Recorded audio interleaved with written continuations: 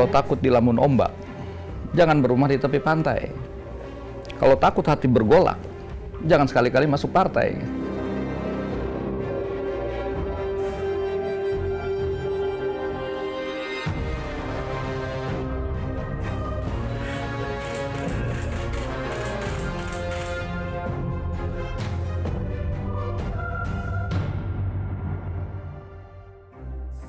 Selamat berjumpa Sobat Media Indonesia. Kali ini saya bersama tim berada di kantor DPP Partai Keadilan Sejahtera untuk mewawancarai Presiden PKS Bapak Ustadz Ahmad Saiku. Kita tentu akan menggali lebih dalam perkembangan terakhir perpolitikan kita belakangan ini, juga tentang perkoalisian ya. Jadi kita akan menggali lebih jauh dengan Bapak Ahmad Saiku. Jadi seperti yang saya bilang tadi Pak, jadi yang menarik belakangan ini kan karena mungkin peristiwa di minggu lalu ya, setelah PKS akhirnya memutuskan untuk mendukung pasangan Anies Baswedan dan Muhaimin Iskandar. Tapi mungkin kita ingin tahu juga Pak, cerita di balik itu, karena kan sebelum itu sepertinya ada alot dari pihak PKS untuk menerima pasangan ini. Mungkin Bapak bisa cerita sedikit Pak. Iya, jadi memang ini suatu hal yang mendadak kan, info perubahan koalisi. Nah ini memang seperti orang mengatakan, wah ini gempa bumi. Dan mengatakan tsunami itu kan, karena ada keterkejutan seperti itu. Nah hanya kami di PKS memang satu hal yang membiasakan diri dengan politik ya begitu memang. Karena kata Pak Tif ya suka berpantun tuh. Kalau takut dilamun ombak, jangan berumah di tepi pantai. Kalau takut hati bergolak, jangan sekali-kali masuk partai. Jadi itu yang kita pegang, namanya juga dunia politik, kadang-kadang suka ibarat bajai belok mendadak apa. Nah bagi kami tentu menghadapinya ya perlu juga dengan kesiapan dan kesiagaan. Nah, oleh karena itu dalam kaitan ini tentu kami punya mekanisme. Jadi mekanisme yang kami pegang ya tentu pada anggaran dasar dan anggaran rumah tangga. Saya kira ketika mengacu ke sana sangat jelas bahwa pertama menurut anggaran dasar ini bahwa penentuan capres-cawapres itu memang harus ditetapkan oleh musyawarah majelis syuro. Itu sesuai dengan pasal 16 ayat 2 huruf I ya.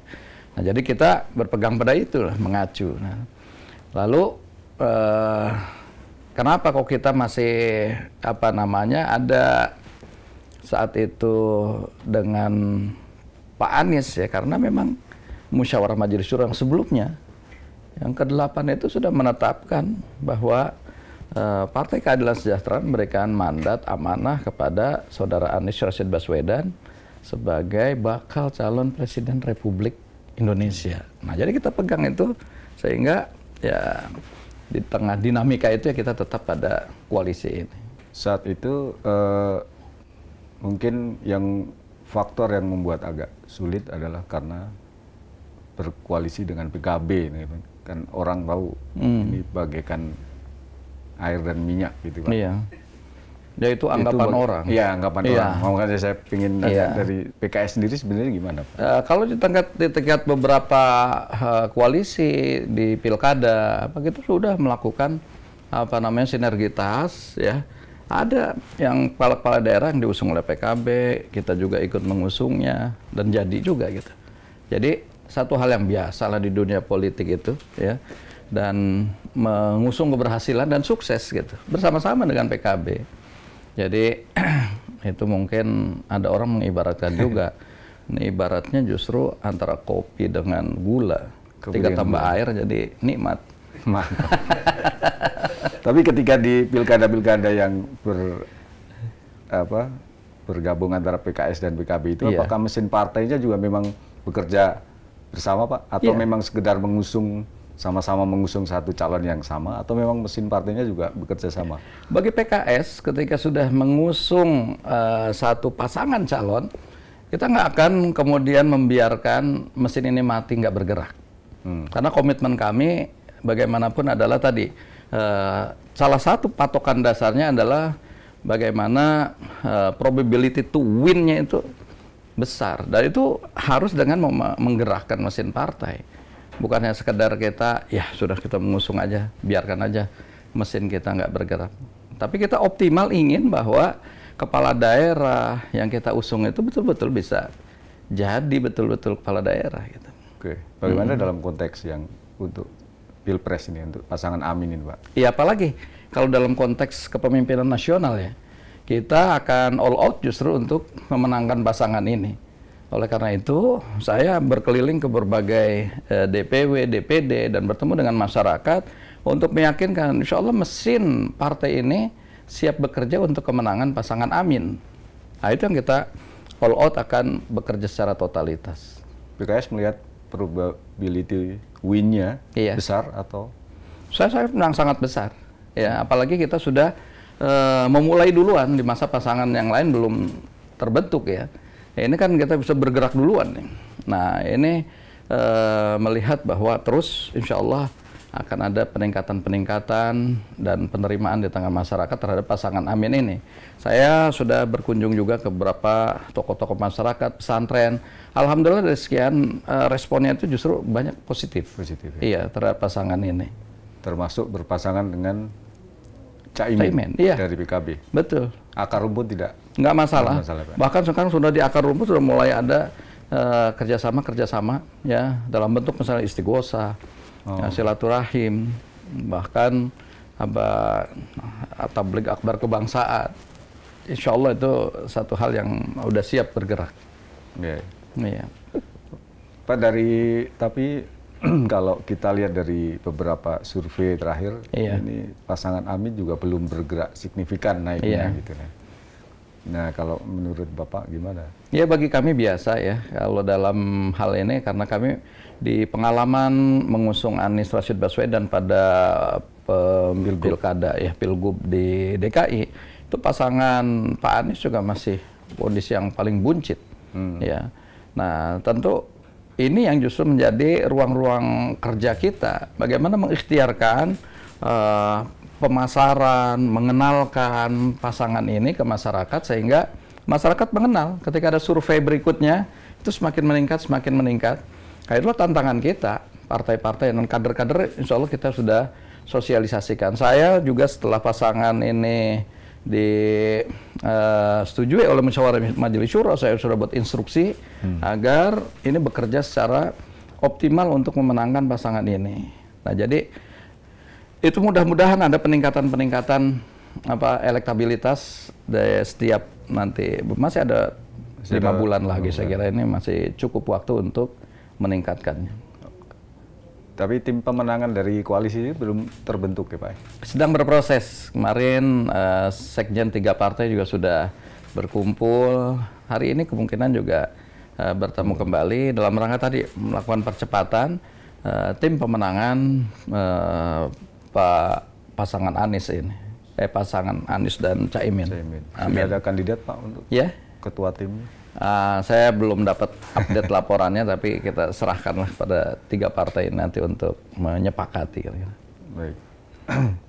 Satu hal lagi tuh, hubungan dengan Demokrat, Pak, dengan kejadian kemarin. Betul. Gitu.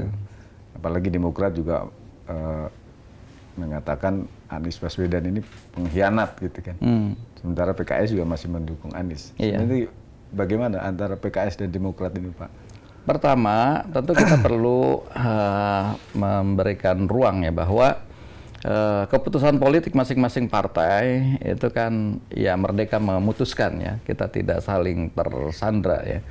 Kemudian yang kedua, kita menghormati apapun keputusan masing-masing ya. Yaitu bagian dari keputusan, mungkin Demokrat memandang hal seperti itu kemudian keluar dari koalisi. Bagi kami di PKS, saya berpegang hanya pada satu hal, hasil musyawarah majelis syuro yang ke-8 adalah memutuskan Pak Anies Rashid Baswedan sebagai bakal calon presiden yang diusung. Jadi mau kemana lagi kita? Nah, inilah yang kita pegang. Dan sejalan dengan itu tentu kita penuhi mekanisme untuk yang pasangannya, Caimin. Itulah makanya kemudian saya minta agar musyawarah majelis syuro dilakukan. Setelah saya juga terus berkomunikasi dengan 3 partai dan juga dengan pasangan capres-cawapresnya tentunya sudah berkomunikasi. Segala sesuatunya kemudian saya sampaikanlah secara terbuka di musyawarah majelis syuro. Nah, itu mekanisme sesuai dengan anggaran dasar kami ya. Sehingga alhamdulillah Jumat yang lalu itu sudah dipastikan PKS mendukung Pak Abdul Muhaimin Iskandar sebagai pasangan Anies Rashid Baswedan. Nah, itu kita makin gaspol insya Allah. Insya Allah. Dalam proses sebelum itu Pak, adakah misalnya rayuan-rayuan dari Demokrat misalnya untuk ikut meninggalkan koalisi perubahan gitu? Iya, kalau itu kan dari berbagai pihak kan ada berbagai pertimbangan. Ini seperti apa namanya? Ya tentu itu bagi kami ya sebagai masukan-masukan aja bahwa kami juga punya mekanisme musyawarah. Saat terjadi hal seperti itu kami juga melakukan musyawarah di DPTP ya, Dewan Pimpinan Tingkat Pusat. Apa yang harus ditindaklanjuti? Di PKS alhamdulillah sangat terbantu. Kenapa? Keputusan-keputusan itu tidak emosional karena tadi kita semua mekanisme ini dijalani dengan musyawarah. Jadi cuma saya memang menyampaikan berbagai perkembangan kayak saya yang menjadi penanggung jawab dalam kaitan untuk komunikasi koalisi dan sebagainya. Hanya semuanya tersampaikan berbagai data informasi termasuk tadi dari berbagai pihak. Nah, setelah kemudian diputuskan bahwa ya kita tetap di koalisi ini. Oke. Jadi bukan one man show lah gitu ya. Iya. Saya tertarik ini Pak dari Pak Anies ketika kemarin di UGM. Iya. Dengan mengatakan bahwa ya memang adalah tekanan-tekanan untuk koalisi ini termasuk yang donatur akhirnya diperiksa pajaknya. Sebenarnya di lapangan seperti apa? Kalau saya ingin tahu dari PKS, memang adakah seperti itu Pak? Penekanan, pressure, penjegalan bahkan gitu misalnya? ya dalam aktivitas ada aja yang terjadi seperti itu ya.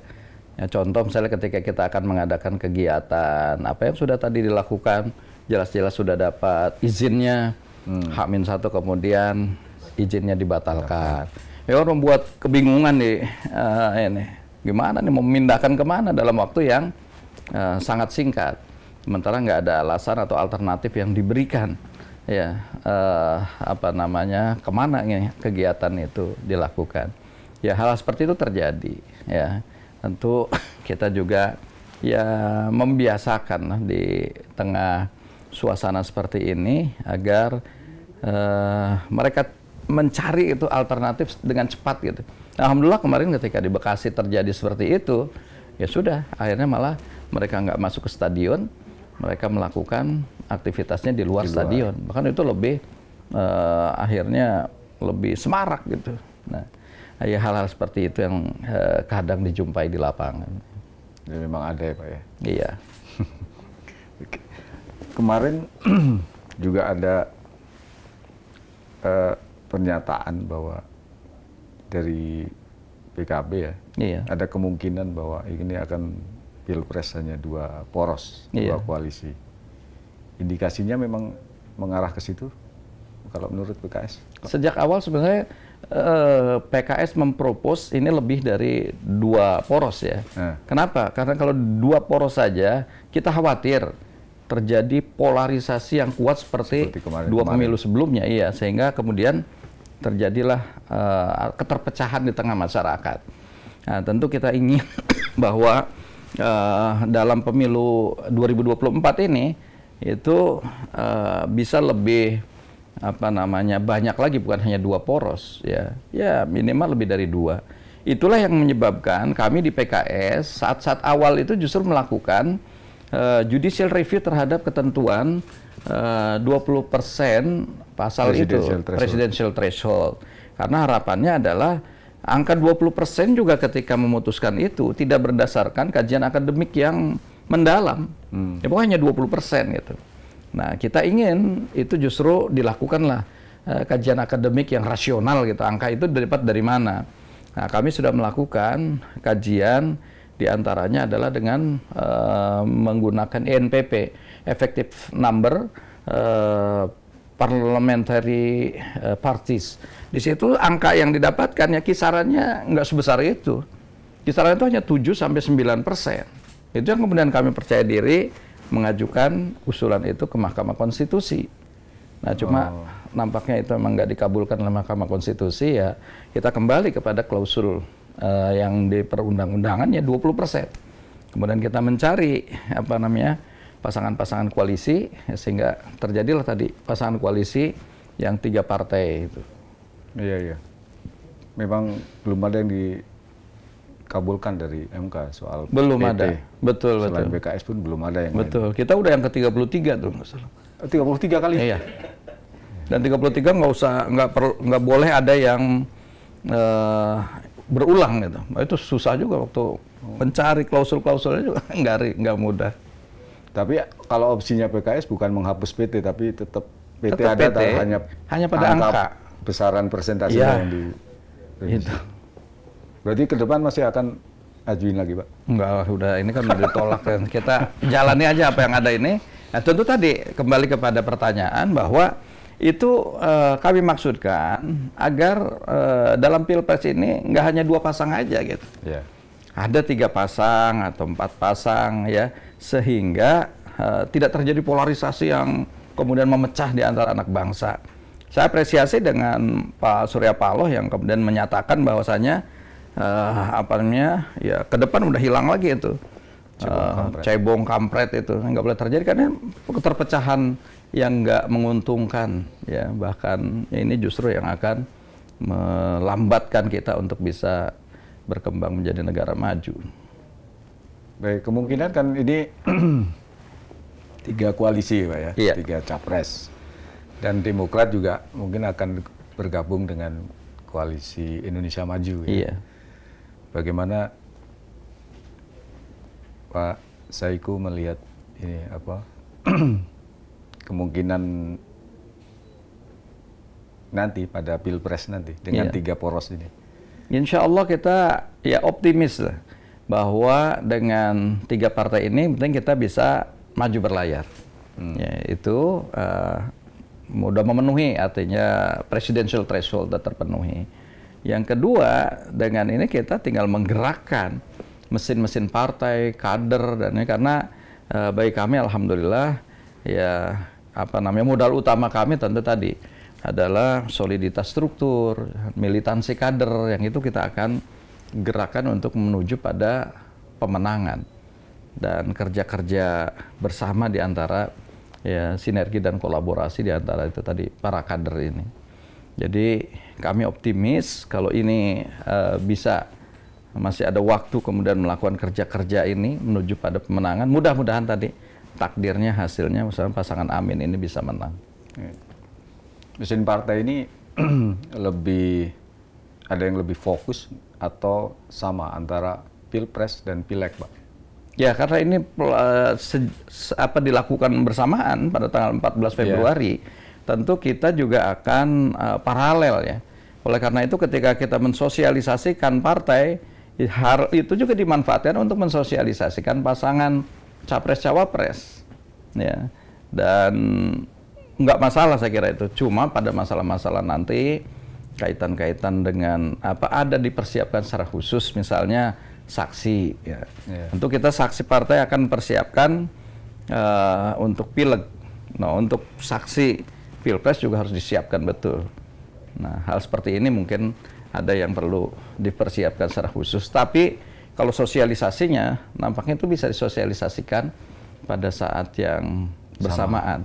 Secara paralel kita bisa melakukan itu. Iya. Dan itu sudah pernah dilakukan sebelumnya, Pak ya? Ya, dilakukan dalam Pilpres sebelumnya. Bahkan sekarang juga saya ke beberapa daerah sudah melakukan untuk tadi mensosialisasikan pasangan ini, sekaligus tadi mensosialisasikan PKS. Baik Pak, mungkin ini terakhir pertanyaan terakhir dari saya.